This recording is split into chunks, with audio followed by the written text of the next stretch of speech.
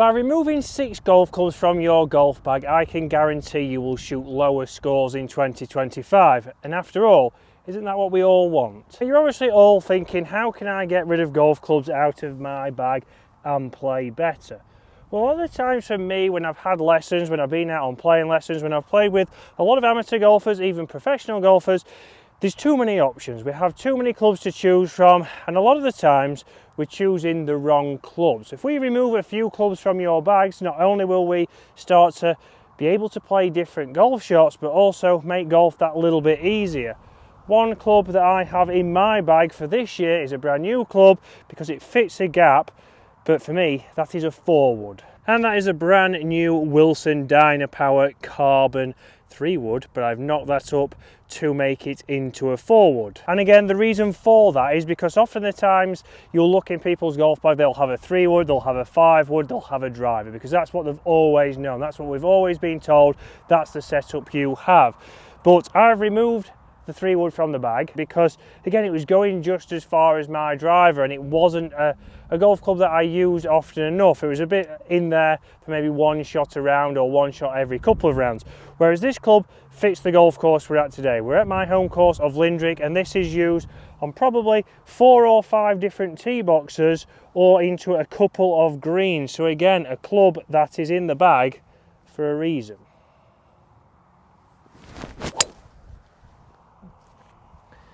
And for shots just like that, that should put me into position A here on the second hole, a dog leg to the left, as you'll see by the flyover.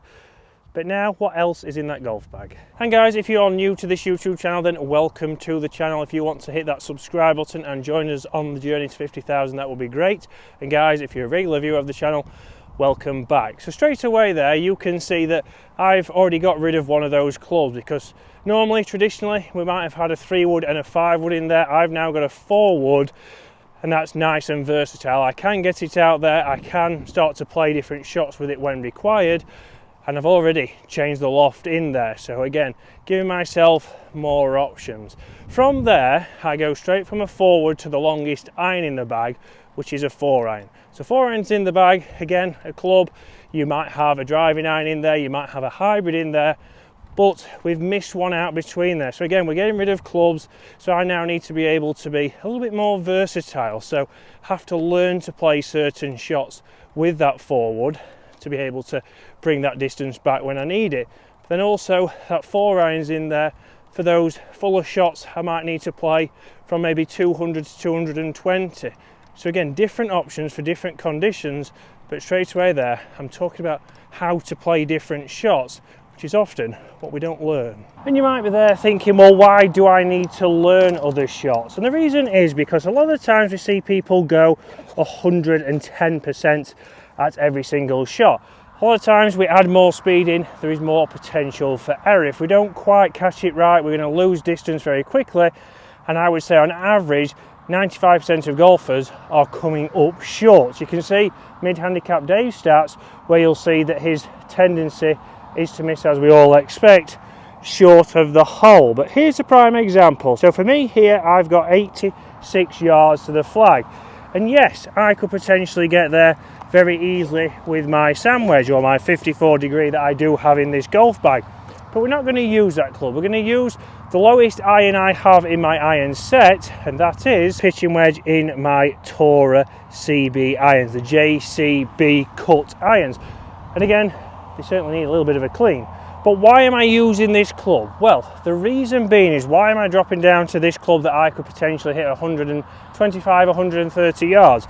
That is because I'm able to take some speed out of it. So the less speed we have, the more control we should have on that club face.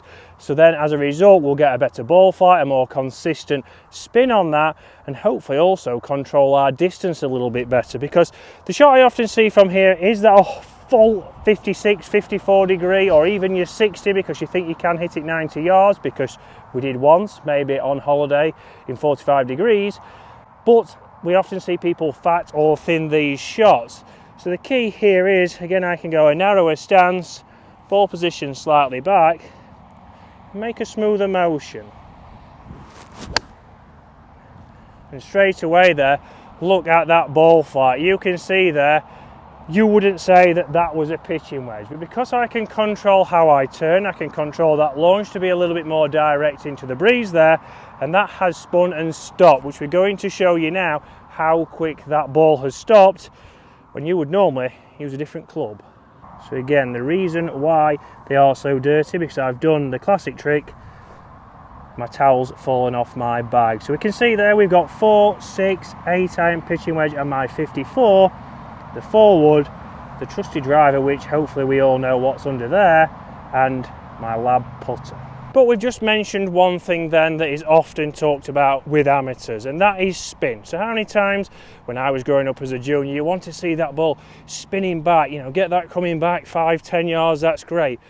Well, no, from that shot, that's what we see from the tour professionals. Your best wedge players are flighting it in, it's going to have one bounce and stop as quick as possible, so they can control how far that goes front to back, because front to back dispersion is key.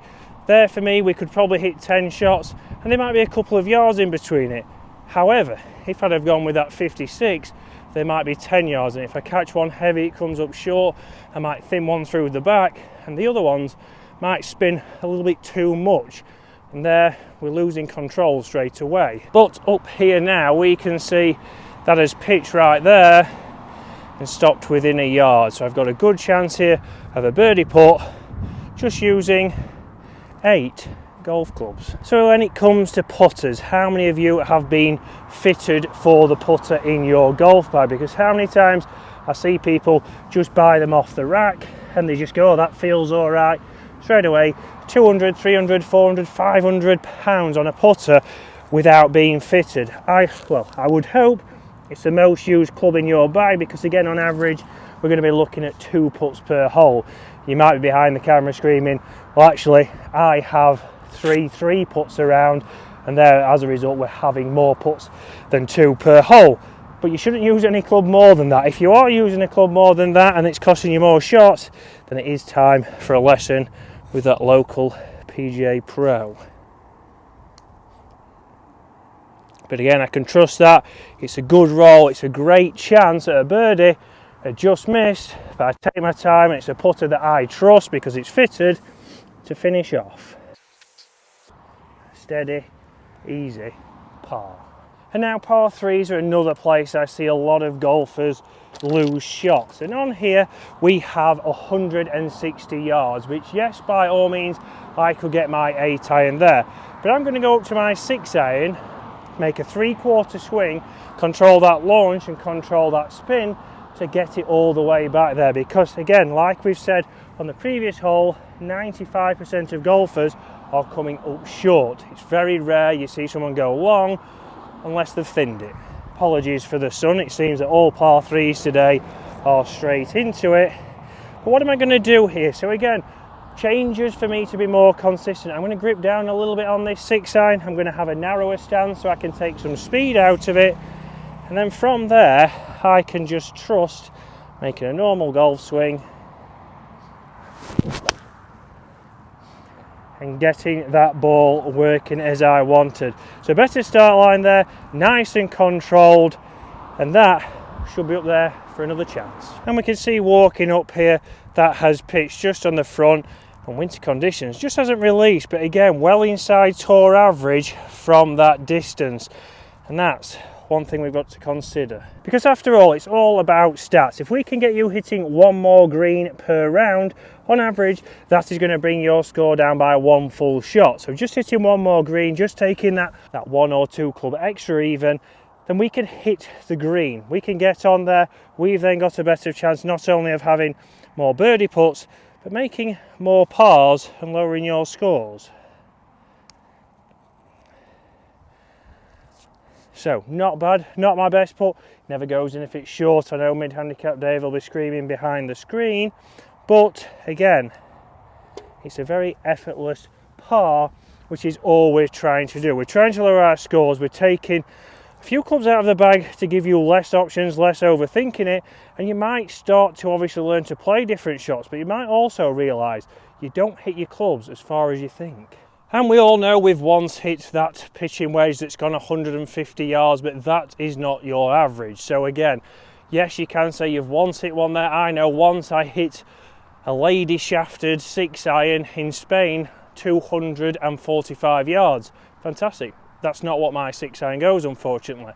So this is where you need to think about, do you hit your clubs as far as you think? Well, there's a video coming on the channel very soon, because we've got something new for mid-handicap Dave that is going to help him realise how far he hits his clubs and going to make him lower those scores and get to that elusive single figures that we've been trying to. Now this is a club that a lot of people were thinking maybe you should take out of your bag, and that is your driver, because how many times people struggle with their drivers, come for driver lessons. I would say 90% of lessons that I see and that I have done, everybody wants to have a driver lesson. They're not too worried about the putter, they just think if they hit it a little bit further, that's going to be the answer. But I would strongly suggest, make sure this winter and before the season, if you've just got your driver in, if you've taken the clubs out like I've suggested to, and you're still not hitting your driver well, then go and get fitted. See if you've got the right shaft length. Do you need a shorter shaft? Do you need maybe a different loft? Maybe do you even need a mini driver? Or do you need a stronger 3-wood, because that is more consistent and better for your golf swing and your characteristics? Because that could be the case, and that's exactly what might be the turning point for your handicap going in the right direction.